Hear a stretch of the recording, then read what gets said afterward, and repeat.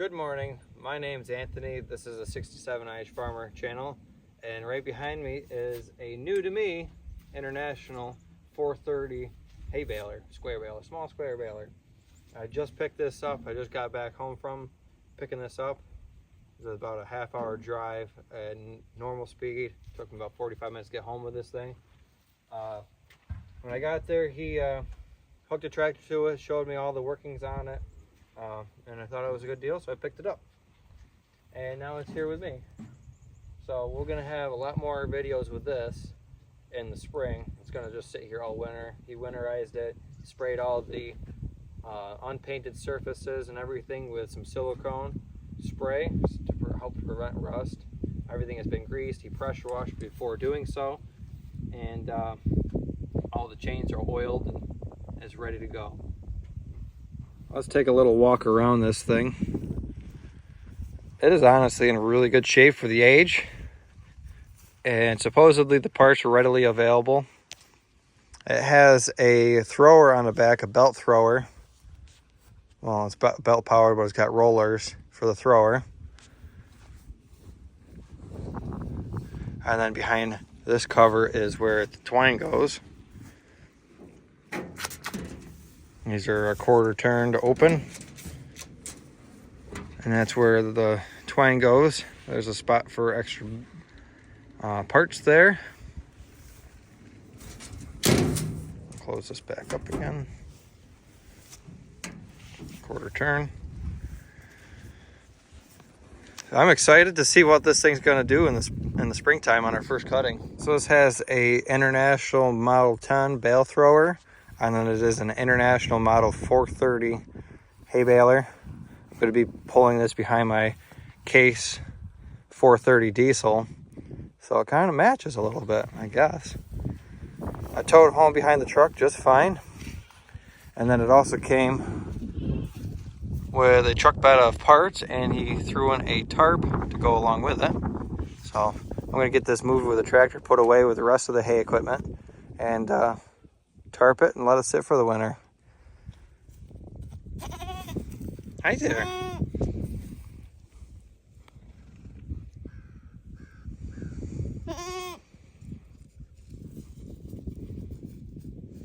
Hello.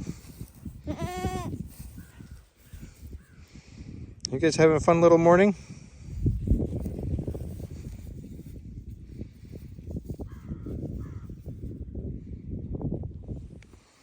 Good morning. You're a good girl. I like your pets. These little piggies don't want to leave their food source. And then this is Pickles. How you doing, girl? We just picked Pickles up a couple months ago. She was in bad shape when we got her. She's a good girl, though. She's a little pushy. She's a good girl. We gotta get some fat on her. When we got her, she had her ribs showing and everything. She was malnourished, big time. But we stick her in here in the round pen by herself so she can eat her bucket of grain without getting bothered by the other horses. Make sure she can eat real good. Get fat for the winter. You're nice and warm by your ears. Yeah, you are. Well, on my way home with my second baler, this is the parts baler. I got a flat tire, so I have a friend coming with an impact wrench because that lug wrench is not the right size for the tire here. But I got the pickup truck jack under there, and we're gonna see if we can change this tire out. Well, doing things.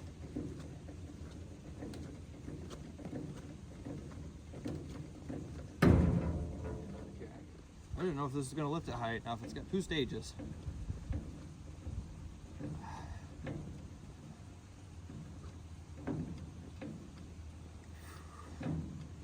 About a workout, but glad I found out now and not when I'm trying to get hay done.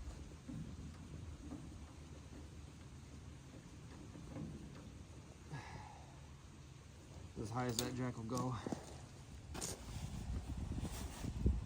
So I'm pretty sure this is the culprit right here. I'm not sure if you can see that. The tread's separated on here. I'm gonna have to look up to see how much these tires cost while I'm waiting for Noah to come show up and help me with this. I don't know where the best place to hit it. I don't want to bend the rim.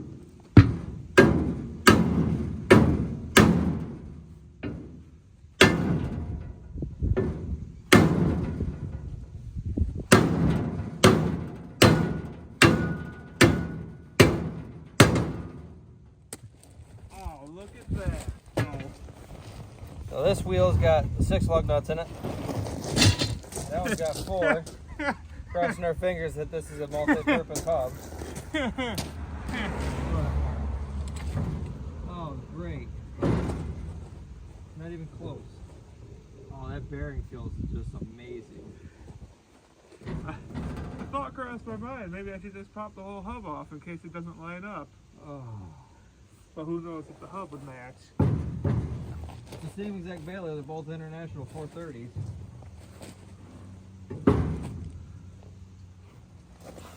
Might just be easier to take the whole axle shaft itself out, take that bolt off and slide the shaft out. So it's a Goodyear tire. It lasted a good year. All right, we have decided to take the whole hub and axle assembly off, so then we can let's take that off the other baler, come back and put this on. That should be it. And we get to put this on the other baler that's still on the side of the road. Oh, yeah. There's the bolt. Bolt goes on my side, and then the nut goes on your side. If you want to be all original about it.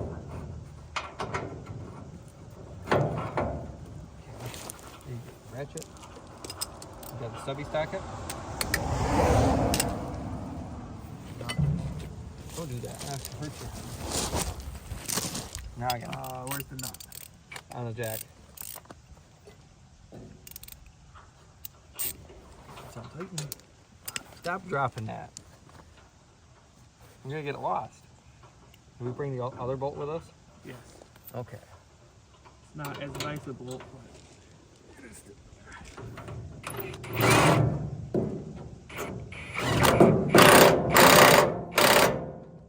Give it 3 good Oga-Duggas. Hopefully. This bearing feels a lot better too. Sun's dry, could use some lube.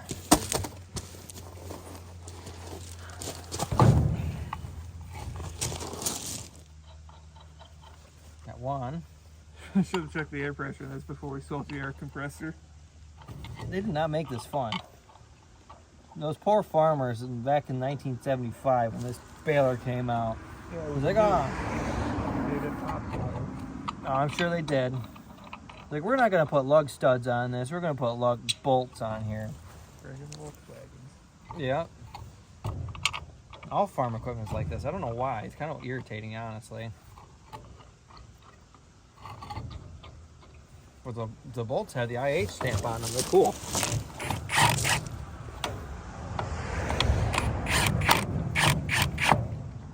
And it clears.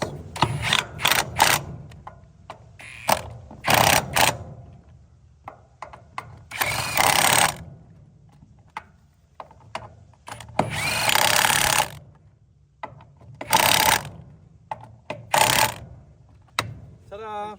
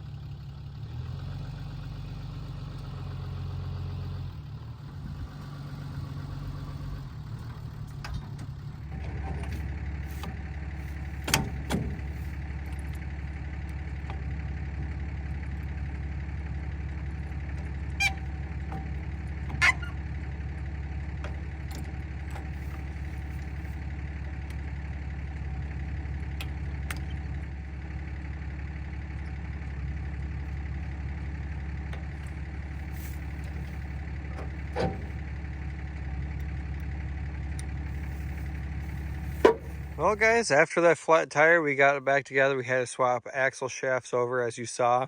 But we got the tire from this baler onto this one. We got this one home without fail.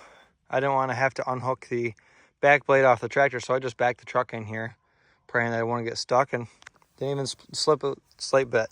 But both of these are International 430, International Harvester 430 small square balers. Sorry for the lighting. It's like 330 or something. 230, 330, somewhere around there. But this is the same on the inside. They're 100% identical, other than this has the pan and that one has the roller thrower. So I'm not sure which way I'm going to go. I'm definitely going to be using this baler. This guy that I got it from was very meticulous with this baler. Everything looks great on it.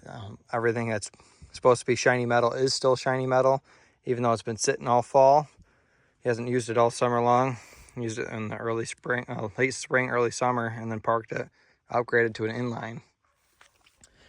But if I get flat wagons, I'll be putting this apparatus on the back and taking this thrower off and storing it.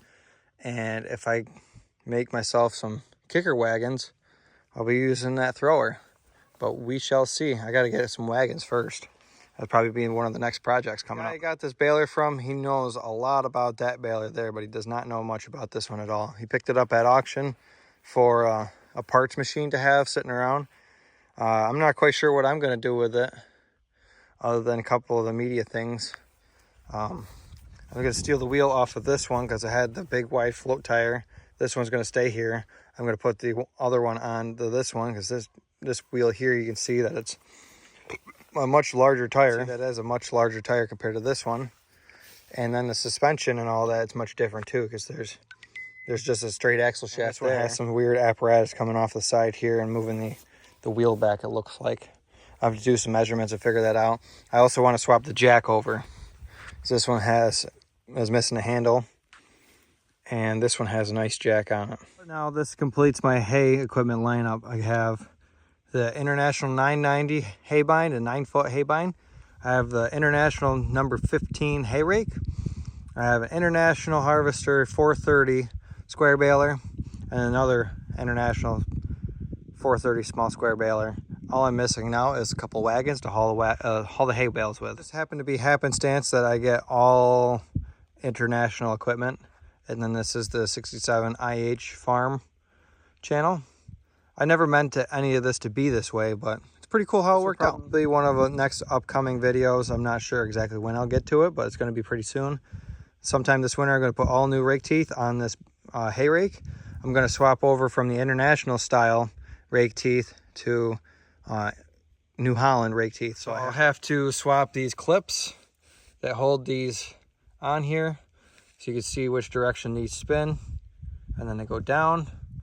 So they spin around this way and then go down after they spin a couple times. New Holland's the other direction, where they spin this way and they come out the front, and they won't fit with these clips. So I'm gonna have to cut all these clips off. Most of the bolts are pretty rusted anyway, so I'll just cut them off with a grinder, put new bolts in it, new clips, and swap over to the New Holland style rake teeth. They're much more readily available at those local farm stores. And then all I got to do is fix that tire, get a new tire for that, put the axle hub in there, and I would have converted that over, no problem. That was my original intention anyway, get nice big flotation tires for this baler. Well guys, I think that about wraps up this episode. I won't be able to figure out much more about these balers until I get to run them in the springtime. I'm definitely going to be running this baler right here. It's been tried and true, that's so he said. I'll take his word for it. He seems like an awesome guy. I'm glad I've been able to find it and meet a guy like him. I wish him the best of luck with his new endeavors, with his new baler he's got. It's definitely a huge upgrade, something way too big for what I got. My tractor would never power an inline baler. If you enjoyed this video, feel free to hit that thumbs up button. It really helps me out, it helps the channel out. But stay tuned for the next video. Wintertime's a little difficult.